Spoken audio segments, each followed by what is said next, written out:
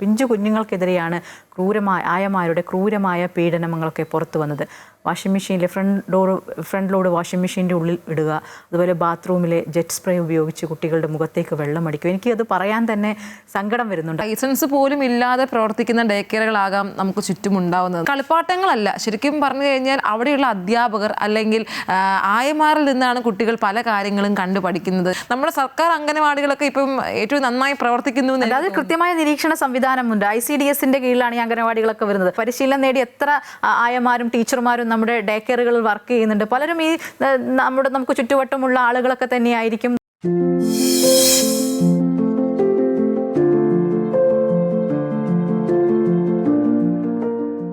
നമസ്കാരം, വനിതാ ജംഗ്ഷനിലേക്ക് സ്വാഗതം.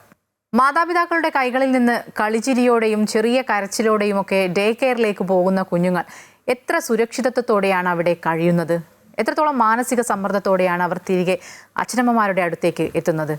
നമ്മുടെ നാട്ടിലെ ഡേ കെയറുകൾ എത്രത്തോളം സുരക്ഷിതമാണ്? ഈ വിഷയമാണ് വനിതാ ജംഗ്ഷൻ ഇന്ന് ചർച്ച ചെയ്യുന്നത്. ഐശ്വര്യ, നമ്മൾ ഈ വിഷയം ചർച്ച ചെയ്യാനുള്ള പ്രധാന കാരണം എന്ന് പറയുന്നത് കഴിഞ്ഞ ദിവസം തന്നെ കാപ്ജെമിനി ബാംഗ്ലൂരിലെ ക്യാമ്പസിലുണ്ടായിരുന്ന ആരെയും ഞെട്ടിപ്പിക്കുന്ന വേദനിപ്പിക്കുന്ന കുറേ സംഭവങ്ങൾ പുറത്തു വരുന്നു. പിഞ്ചു കുഞ്ഞുങ്ങൾക്കെതിരെയാണ് ആയമാരുടെ ക്രൂരമായ പീഡനങ്ങളൊക്കെ പുറത്തു വന്നത്.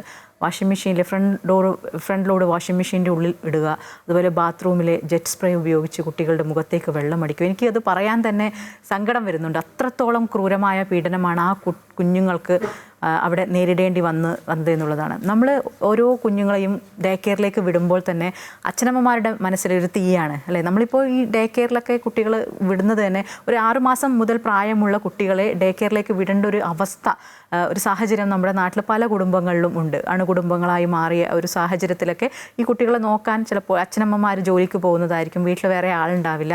അപ്പോൾ നമ്മൾ ഈ ഡേ കെയറിലൊക്കെ കുഞ്ഞുങ്ങൾ വിടുമ്പോൾ എത്രത്തോളം സങ്കടത്തോടെയും ഒക്കെയാണ് വിടുന്നത്. ഇപ്പോൾ നമ്മളുടെ നാട്ടിലൊക്കെയുള്ള ഡേ കെയറുകൾ അങ്ങനെ കുഞ്ഞുങ്ങളെ എത്രത്തോളം സുരക്ഷിതമായാണ് അവരെ നോക്കുന്നത്? ഐശ്വര്യക്ക് എന്ത് തോന്നുന്നു? അതെ, ഈ മായ സൂചിപ്പിച്ചതുപോലെ തന്നെയാണ് നമ്മുടെ കുട്ടികളെ ഡേ കെയറിലാക്കി ജോലിക്ക് പോകുമ്പോൾ നമുക്കൊരു സമാധാനക്കുറവുണ്ടാകും. അയ്യോ, കുട്ടികൾ എന്ത് ചെയ്യുന്നു, അവർ ആഹാരം കഴിച്ചോ, അവരെ നന്നായി നോക്കുന്നുണ്ടോ എന്നൊക്കെ.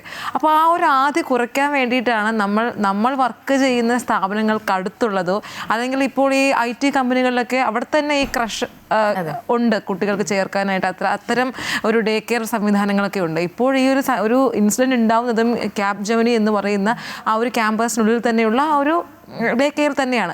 അതും 2-3 വയസ്സുള്ള കുട്ടികളെ ക്രൂരമായി മർദ്ദിക്കുക, ക്രൂരമായി ആക്രമിക്കുക എന്നൊക്കെ പറയുമ്പോഴേക്കും കേൾക്കുമ്പോൾ തന്നെ നമുക്ക് ഞെട്ടലുണ്ടാക്കുന്നു. ഒരു കുട്ടികളെ, ഇത്രയും കുഞ്ഞുങ്ങളെ ഭൂമിയിലേക്ക് വന്നിട്ട് ഒരു 2-3 വർഷമായിട്ടേ ഉള്ളൂ, ആ കുട്ടികളെ എങ്ങനെയാണ് ഇങ്ങനെ കരഞ്ഞു എന്നതിൻ്റെ പേരിലൊക്കെ ഉപദ്രവിക്കാൻ തോന്നുന്നത് എന്നുള്ളതാണ്.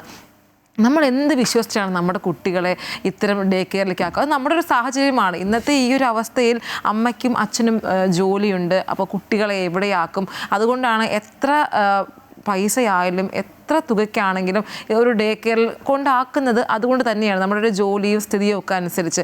പണ്ടൊക്കെ കുടുംബ വ്യവസ്ഥയിൽ അങ്ങനെയൊന്നും ഉണ്ടായിരുന്നില്ല. അല്ലെങ്കിൽ വീട്ടിൽ ആളുകളുണ്ട്, അല്ലെങ്കിൽ കുട്ടികളെ നമുക്ക് വീടുകളിലാക്കിയിട്ട് പോകാം. എന്നാൽ ഇന്നത്തെ ഈ ഒരു അണുകുടുംബ വ്യവസ്ഥയിൽ നമുക്ക് കുട്ടികളെ അങ്ങനെ വീട്ടിൽ നിർത്താവുന്ന ഒരു അന്തരീക്ഷം, അല്ലെങ്കിൽ കുഞ്ഞുങ്ങളാണ് അവരെ നമ്മൾ ഡേ കെയറിലാക്കുന്നത് ഇപ്പോഴൊരു സർവ്വസാധാരണമായി മാറിയിരിക്കുകയാണ്. പക്ഷേ ഇവിടെ എടുത്തു പറയേണ്ട ഒരു കാര്യം എന്ന് പറയുന്നത്, ഈ സ്കൂളുകളെ പോലെയല്ല, മുക്കിനും മൂലയിൽ ഡേ കെയറുകളാണ്. കാരണം എത്ര തുക വേണോ വാങ്ങാം, എത്ര നേരം വേണമോ കുട്ടികളെ ഇരുത്താം എന്ന് പറഞ്ഞുകൊണ്ട് ഇപ്പോൾ ഒരു കുഞ്ഞു സ്ഥലത്ത് ഒരുപാട് ഡേ കെയറുകൾ ഉണ്ടാകുന്നു. അപ്പോൾ അതെന്ന് പറയുന്നത് അത്രയും സുരക്ഷിതമല്ലാത്ത, അല്ലെങ്കിൽ CCTV ക്യാമറകൾ ഇല്ലാത്ത, അല്ലെങ്കിൽ അത്ര ആയമാരില്ലാത്ത ഈ കുഞ്ഞു കുട്ടികളെ ആകുമ്പോൾ നമ്മുടെ ഒരു അച്ഛനും അമ്മയും ഉണ്ടാകുമ്പോൾ പോലും ഒരു കുട്ടിയെ നോക്കാൻ പറ്റുന്നില്ല. അപ്പോൾ ഒരു ഡേ കെയറിലേക്ക് ആക്കുമ്പോഴേക്കും ഒരായെയും അതിൻ്റെ കൂടുതൽ 10 പിള്ളേരും ആകുമ്പോൾ ഒരിക്കലും മാനേജ് ചെയ്യാൻ പറ്റില്ല. അപ്പോൾ നമ്മൾ ഈ പാരൻസിൻ്റെ ഭാഗത്തും കുറച്ച് തെറ്റുണ്ട്. അല്ലെങ്കിൽ പെട്ടെന്ന് കുട്ടികളെ ആക്കുമ്പോൾ അവിടെ ആ ആക്കുന്ന സ്ഥലത്ത് അത്രയും സൗകര്യങ്ങളുണ്ടോ എന്ന് നമ്മൾ, അല്ലെങ്കിൽ ഈ ആക്കുന്നവർ ഭൂരിഭാഗവും ചിന്തിക്കാറില്ല. അവർ കുട്ടികളെ ആക്കിയിട്ട് പോകാനൊരു സ്ഥലം എന്നതിലുപരി അവിടെ എത്രയൊക്കെ സൗകര്യങ്ങളുണ്ട്. ഞങ്ങളുടെ കുട്ടിക്ക് നിൽക്കാൻ പറ്റുന്നൊരു സ്ഥലമാണോ, അവിടെ CCTV ക്യാമറയുണ്ടോ, അല്ലെങ്കിൽ ആ ക്യാമറയുടെ ആക്സസ് നമുക്ക് തരുമോ എന്നുള്ള കാര്യങ്ങളൊക്കെ ഈ പാരൻസും അന്വേഷിക്കേണ്ടതല്ലേ, കുട്ടികളെ കൊണ്ടാക്കുന്നതിനൊപ്പം തന്നെ തീർച്ചയായും നമ്മൾ ഇപ്പം ഒരാളെ സംബന്ധിച്ചിടത്തോളം ഡേ കെയർ തിരഞ്ഞെടുക്കുമ്പോൾ അത്രയും ശ്രദ്ധയോടുകൂടി തിരഞ്ഞെടുക്കേണ്ടത് ഒന്നാണ്. കാരണം നമ്മളുടെ കുഞ്ഞുങ്ങൾ എന്ന് പറയുന്നത് അത് അത്രയും ശ്രദ്ധയോടുകൂടി നമ്മൾ വളർത്തിക്കൊണ്ടുവരേണ്ടതാണ്. അവർക്ക് ഇത്തരം സ്ഥാപനങ്ങളിൽ പോയി ജീവിതാവസാനം വരെയുള്ളൊരു ട്രോമയായി ആ ഒരു ഡേ കെയർ മാറാതിരിക്കാൻ നമ്മൾ വളരെയധികം ശ്രദ്ധയോട് കൂടിയിട്ട് വേണം ഈ കാര്യങ്ങളൊക്കെ ചെയ്യാൻ. ഈ ഐശ്വര്യ ഇപ്പോൾ സൂചിപ്പിച്ചതുപോലെ ഈ ഡേ കെയറുകളുടെ എണ്ണം അത് കൂണുപോലെ പെരുകയാണ്. ഞാൻ ഈ ഡേ കെയറുകളുടെ ഡാറ്റ എത്ര ഡേ കെയറുകൾ നമ്മളുടെ കേരളത്തിലുണ്ട് എന്ന് ഒന്ന് പരിശോധിച്ചപ്പോൾ അതിൽ വ്യക്തമായൊരു കണക്ക് അതിലില്ല. ഇത്ര ഡേ കെയറുകൾ നമ്മളിപ്പോൾ സ്കൂളൊക്കെ നോക്കുകയാണെങ്കിൽ നമുക്ക് കൃത്യമായൊരു കണക്കുണ്ട്. സംസ്ഥാനത്തെ അംഗനവാടികളുടെ എണ്ണം എത്ര, അതിന് കൃത്യമായൊരു കണക്കുണ്ട്. പക്ഷേ ഈ സംസ്ഥാനത്തെ ഡേ കെയറുകൾ എത്ര എണ്ണം ചോദിക്കുമ്പോൾ പലപ്പോഴും ഈ ജില്ലകൾ കേന്ദ്രീകരിച്ചൊക്കെ ചിലപ്പോൾ നമുക്ക് എണ്ണം കിട്ടിയേക്കാം. പക്ഷേ ഒരു സംസ്ഥാന തലത്തിൽ അത്തരത്തിലൊരു എണ്ണം ഒന്നും നമുക്ക് ലഭ്യമല്ല എന്നാണ് ഞാൻ മനസ്സിലാക്കിയിട്ടുള്ളത്. അപ്പോൾ ഇതിനെയൊക്കെ നിയന്ത്രിക്കാനും കൃത്യമായി നിരീക്ഷിക്കാനുമുള്ള ഒരു ഏകീകൃതമായിട്ടുള്ള ഒരു സംവിധാനം എന്ന് പറയുന്നത് നമ്മുടെ രാജ്യത്ത് ഇല്ല. അത്തരത്തിലൊരു നിയമമില്ല. ഇപ്പോൾ ഓരോ സംസ്ഥാനങ്ങൾക്കനുസരിച്ചും അത്തരത്തിലുള്ള സംവിധാനങ്ങൾ ഒക്കെ ഉണ്ട്. പക്ഷേങ്കിൽ ഈ രാജ്യത്തായിട്ട് ഒരു കൃത്യമായ ഒരു ഏകീകൃതമായിട്ടൊരു സംവിധാനം ഇപ്പോൾ വിദ്യാഭ്യാസ വകുപ്പ് അങ്ങനെ ആ രീതിയിലൊക്കെ പറയുന്നത് പോലെ നമ്മളുടെ ഈ ക്രഷുകളും ഡേ കെയറുകളും ഒക്കെ ഏത് സംവിധാനത്തിൽ നിയന്ത്രിക്കണം, അപ്പം ഇവരെ ഒരു തെറ്റുകുറ്റങ്ങൾ ഉണ്ടായാൽ ഇവർക്കെതിരെ നടപടിയെടുക്കണം, അവരുടെ പ്രവർത്തന രീതികൾ എന്തൊക്കെയാണ്, അത്തരത്തിലുള്ള ഒരു പ്രോട്ടോക്കോളുകളും അത്തരത്തിലുള്ള ഒരു സംവിധാനങ്ങളൊന്നും നമ്മളുടെ രാജ്യത്ത് ഇപ്പോൾ ഇല്ല. അതിൻ്റെ ഒരു അപര്യാപ്തത എപ്പോഴുമുണ്ട്. പലപ്പോഴും ഈ സംസ്ഥാനങ്ങൾക്കാണ് ഇതുമായി ബന്ധപ്പെട്ടുള്ളത്. അത് പല സംസ്ഥാനങ്ങൾക്കും പല രീതിയിലൊക്കെ തന്നെയാണ്. ഇപ്പോൾ ഈ ഡേ കെയറിൽ വിടുന്ന സമയത്ത് തന്നെ അവിടെ സർക്കാർ കൃത്യമായ മാനദണ്ഡങ്ങളൊക്കെ പറയുന്നുണ്ട്. ഇത്ര 10 കുട്ടികൾക്ക്, അത് 8 മാസം മുതൽ ഒരു 3 വയസ്സ് വരെ അങ്ങനെയാണെന്ന് തോന്നുന്നു അതിൻ്റെ ഒരു കണക്ക്. അപ്പോൾ 1:10 എന്നുള്ളതാണ്. 10 കുട്ടികൾക്ക് ഒരു അധ്യാപിക എന്നുള്ളതാണ്. അത് 3 വയസ്സ് മുതൽ 6 വയസ്സ് വരെ ആകുമ്പോൾ 1:20 ആണ്. 20 കുട്ടികൾക്ക് വീതം 20 കുട്ടികൾക്ക് ഒരു അധ്യാപകൻ അല്ലെങ്കിൽ അവരെ നോക്കുന്ന ഒരാൾ, ആ രീതിയിലാണ് പോകുന്നത്. അപ്പോൾ അതിൽ കൂടുതൽ കുട്ടികളായി കഴിഞ്ഞ് ഇവർക്ക് ശ്രദ്ധ കൊടുക്കാൻ പറ്റില്ല. ഓരോ കുട്ടികൾക്കും കൊടുക്കേണ്ട ശ്രദ്ധ നഷ്ടപ്പെടും. അതുകൊണ്ടാണ് അത്തരത്തിലൊരു അനുപാതം വെച്ചിരിക്കുന്നത്. പിന്നെ ഈ ഡേ കെയറുകളിലൊക്കെ ജോലി ചെയ്യുന്നവർക്ക് കൃത്യമായ ട്രെയിനിങ് കിട്ടിയിട്ടുണ്ടാവണം. നമ്മളുടെ നാട്ടിലെ ഡേ കെയറുകളിൽ എത്രത്തോളം ആളുകൾക്ക് ഇത്രത്തോളം ശ്രദ്ധ കിട്ടിയിട്ടുണ്ടാകും, ഇത്രത്തോളം ട്രെയിനിങ് ഉള്ളവരാണ് ഈ രീതിയിൽ ജോലിക്ക് വരുന്നത്. ചിലപ്പോൾ ഈ ലൈസൻസ് പോലും ഇല്ലാതെ പ്രവർത്തിക്കുന്ന ഡേ കെയറുകളാകാം നമുക്ക് ചുറ്റും ഉണ്ടാവുന്നത്. നമുക്കറിയില്ല. ആകർഷിക്കുന്ന ഒരു പേരും അതിന് ചുറ്റും കുറച്ച് കളറൊക്കെ ചേർത്തിട്ട് ഡേ കെയർ, അതൊരു മുറി മതി. ഒരു മുറി എടുത്തു കഴിഞ്ഞ് അവിടെ ഇതുപോലെ ഒരു ബോർഡും വെച്ച് എനിക്ക് തോന്നുന്നു ഈ ഡേ കെയറുകൾക്കൊക്കെ ഈ അനുമതിയൊക്കെ കിട്ടാൻ വളരെ എളുപ്പമാണ്. തദ്ദേശ ഭരണ സ്ഥാപനങ്ങൾ വഴിയാണ് ഈ അനുമതിയൊക്കെ എടുക്കുന്നത്. ഒന്നുകിൽ അത് നഗരസഭ, പഞ്ചായത്ത്, കോർപ്പറേഷൻ ആ രീതിയിൽ അപേക്ഷ നൽകണം. പിന്നെ കെട്ടിട ലൈസൻസ് വേണം, പോലീസിന്റെ വെരിഫിക്കേഷൻ, ഇതൊക്കെ ആവശ്യമുള്ളതാണ്. ഇതൊക്കെ വളരെ എളുപ്പത്തിൽ നേടിയെടുക്കാൻ സാധിക്കുന്നതുള്ളതാണ്.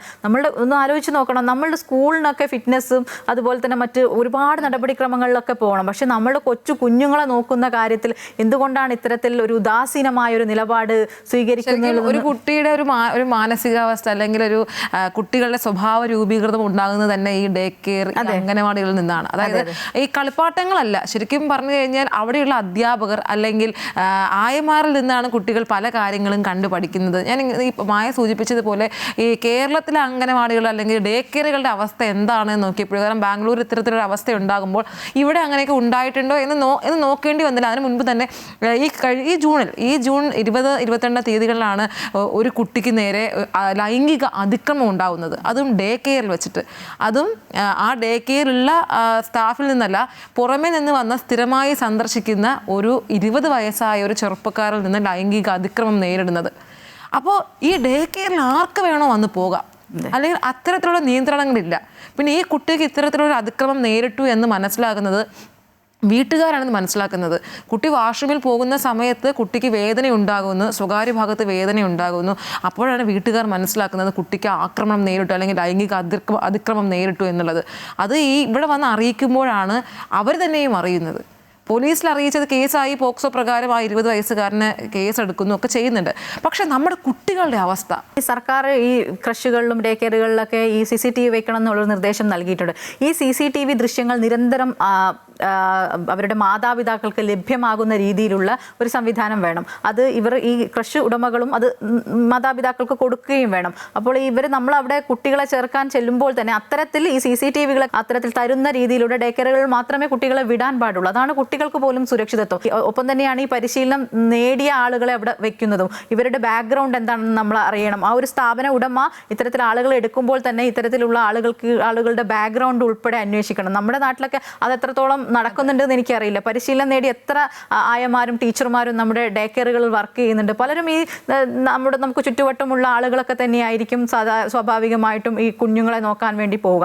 ഈ കുഞ്ഞുങ്ങൾ കരയുമ്പോൾ ഈ കുഞ്ഞുങ്ങളുടെ കരച്ചിൽ എന്തുകൊണ്ടായിരിക്കാം, അവരെ സമാധാനത്തോടെ ചേർത്ത് പിടിച്ച് അവരെ ആശ്വസിപ്പിക്കാനും അവർക്ക് വേണ്ട കാര്യങ്ങളൊക്കെ ചെയ്യാനും ഈ പരിശീലനം നേടിയ ആളുകൾക്ക് പ്രത്യേകം കഴിവുണ്ടാകും. അപ്പോൾ ആ രീതിയിലുള്ള ആളുകളെയൊക്കെ വെച്ചിട്ട് വേണം നമ്മൾ ഈ ഡേ കെയറും കാരണം കുഞ്ഞുങ്ങളാണ്, അവർ വളർന്നു വരുന്ന ഭാവിയുടെ തലമുറകളാണ്, നമ്മളുടെ രാജ്യത്തിന് കരുത്താവേണ്ടതാണ്. അപ്പോൾ നമ്മൾ ആ രീതിയിൽ വേണം അവരെ നോക്കാനും ശ്രദ്ധിക്കുവാനും. മായ പറഞ്ഞ പോലെ തന്നെയാണ് ഈ നമ്മൾ ചുറ്റും ഒരു ഡേ കെയർ തുടങ്ങിക്കഴിഞ്ഞാൽ അതിന് ചുറ്റുമുള്ള ആരെങ്കിലും ഒക്കെ ആയമാരാക്കുന്നു, സ്റ്റാഫ് ആക്കുന്നു.